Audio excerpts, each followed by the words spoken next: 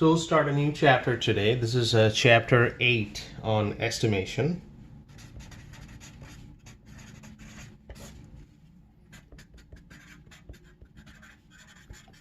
Now, what is estimation and why do we need to estimate anything? So let's go back to the actual why part of why we are doing all this, why we are doing statistics. We start with a population, and that population could be anything. Could be human population, could be any kind of production process, but it's a huge in number. That's the main idea. Population means that there's the tons of things being produced, or human population, there's 7 billion of us, like that. So if I want to calculate any kind of parameters from the population, like mean, median, or variance, those are unknown. So all the parameters in the population are unknown. We don't know because of the huge size of the population. But we want to know about the population. So what we're going to do, we're going to draw samples.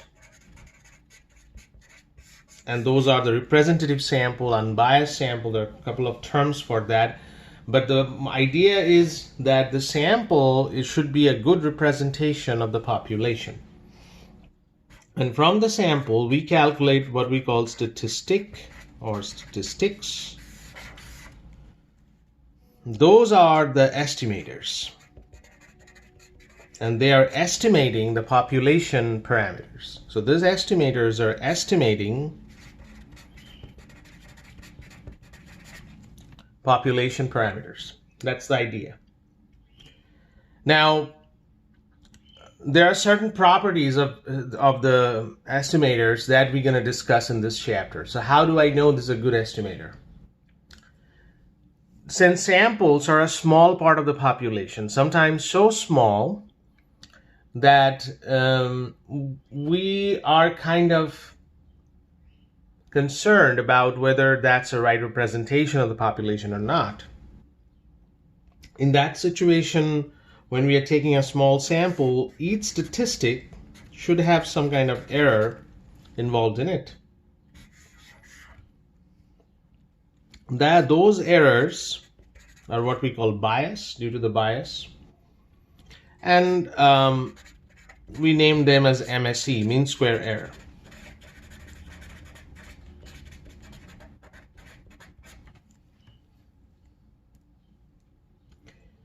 So this is pretty much the structure, that we don't know the population, we are drawing samples, and we are calculating statistics. Those are the estimators, help to estimate the unknown population parameter, and those statistics are committing, due to this sample size, committing some kind of error. And one of those errors is a mean square error, and we can calculate the amount of error by bias. So that's, for now, this is pretty much the starting point of estimation process. Now, eventually we will see that what are the different properties of an estimator. When we call an estimator as a good estimator, that part we're gonna discuss next. But one you can see right now, this bias, if that is 0, then this estimator is called unbiased. And that would be one criteria. It should be unbiased. It should be always unbiased. Now let's move on to the formal definition. So the formal definition, so theta hat is the point estimate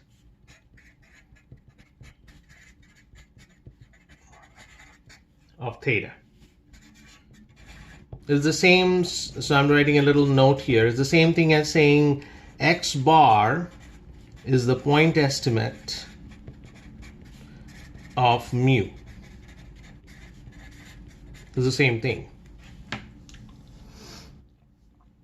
Now, theta hat is called the unbiased estimator of theta if expectation of theta hat is equal to theta. So we will call it unbiased if the expectation of theta hat is equal to theta. The same as saying as, so I'm writing a little note here, expectation of x bar, if that is equal to mu, then that's what we call an unbiased estimator. So x bar is an unbiased estimator of mu because expectation of x bar is equal to mu. If that happens, then if expectation of theta hat is not equal to theta, then theta hat is called a biased estimator.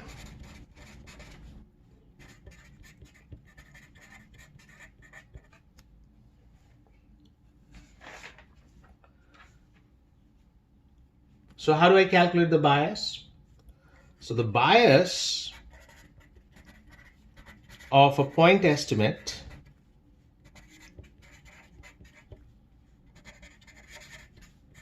theta hat is, so this is I'm denoting as b theta hat, that's the bias. That's equal to expectation of theta hat minus theta. So this is the bias.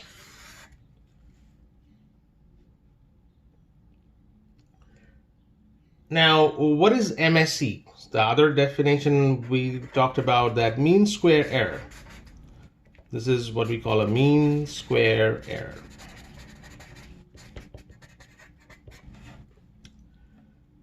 MSE of theta hat is actually expectation of theta hat minus theta, square of that. Expectation of theta hat minus theta, square of that. And that can be actually written as variance of theta hat plus bias of theta hat square.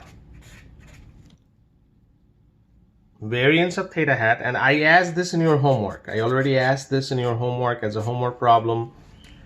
I'm going to ask that, but you have to show that this MSE of theta hat is actually variance of theta hat plus bias square. So all this is good definition wise, but how do you do a problem? What kind of information is given to you? So let's try one problem from the book. It's in your exercise problems. It's 8.8. What they're saying is y1, y2, and y3, those are IID exponential theta. So those are exponential theta distribution, all three of them. So what they want to see, what would be the unbiased estimator of those? So you already know, so they're giving you three different estimators. One is theta 1 hat, which is y1. Another is theta 2 hat, which is y1 plus y2 divided by 2. And a theta 3 hat, which is y1 plus 2y2 or divided by 3. So let's try part A. Let's try that whether these are unbiased. How do I show that expectation of theta 1 hat, which is expectation of y1, meaning that what would be, if y1 is a random variable following exponential distribution with theta, what would be the expectation of that? If you look at the back of the book, for exponential distribution, you already know the mean is theta. So the expectation of theta 1 hat is theta, so this is unbiased, because that's the definition. Next, expectation of theta 2 hat, which is expectation of y1 plus y2 divided by 2, which is essentially 1/2 expectation of y1 plus expectation of y2. And you know for sure this part is 2 theta divided by 2, so that's theta. So this is unbiased. What about the third one? Expectation of theta hat 3, which is expectation of y1 plus 2y2 divided by 3.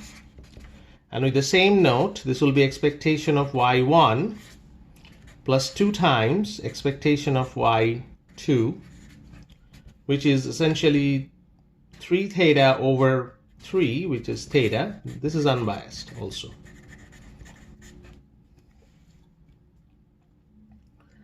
We have a fourth estimator,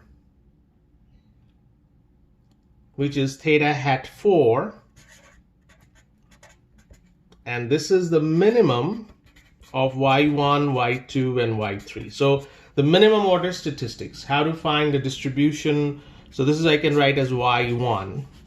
So what would be the distribution of the minimum order statistics? And you have to do that. If you do that all the way, you'll get exponential theta over 3. So find the distribution of the minimum order statistics. It should give you this.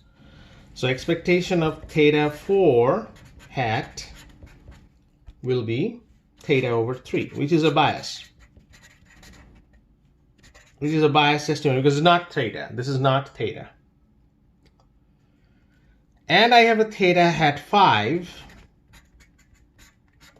which is expectation of y bar, which is essentially 1 over n, sum of y equal to 1 to n, expectation of yi. So all individual yi's, those are thetas. So this will be 1 over n times n theta, which is theta. So this is also unbiased. So these are the calculation for 5 estimators. 3 are here, number 4 is right here, and number 5 is the mean. So 5 estimators I tried here. All of them are unbiased except the minimum order statistics. Now we can calculate the variances of all this.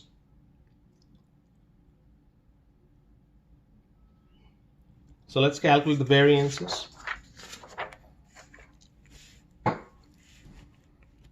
So part B, they're asking for variances. Variance of theta 1 hat, which is essentially an exponential. So what would be the variance of y1? That's what we are asking. So at the back of the book, that is theta squared. Similarly, variance of theta 2 hat,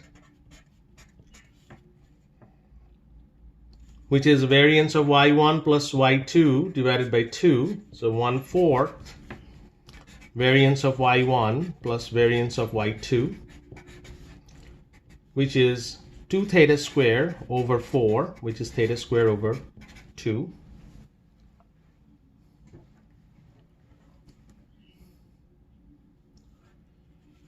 Variance of theta hat 3, which is variance of y1 plus 2y2 divided by 3, which is 1 over 9. Variance of y1 plus 4 variance of y2.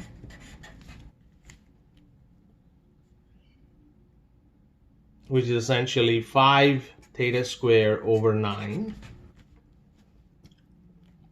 Variance of y1, remember the minimum order statistics, and which is the theta hat 4 here, and we already showed that is the exponential theta over 3. So the variance should be theta square over 9. And variance of y bar, which is essentially theta square over 3, sigma square over n. So there are 3 of them. So this is pretty much the calculation. And the unbiased estimators has the same as the MSE, and the variance are the same. So this is the MSE. This is also the MSE because the variance is 0.